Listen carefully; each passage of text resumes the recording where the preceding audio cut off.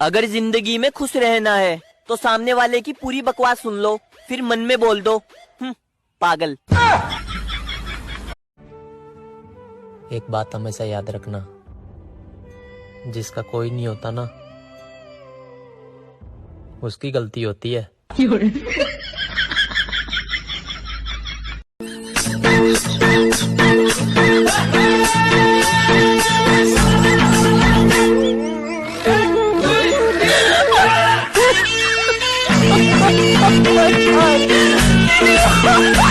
Single भी दुखी, relationship वाले भी दुखी, और शादीशुदा तो दुखी है ही।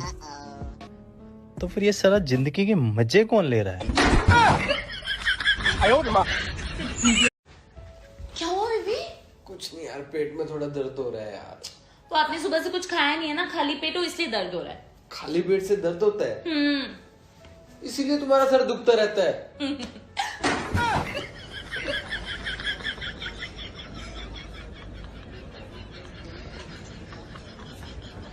पानी पियो, ग्लो आएगा। दुनिया का सबसे बड़ा झूठ है ये, सिर्फ सूसू आता है।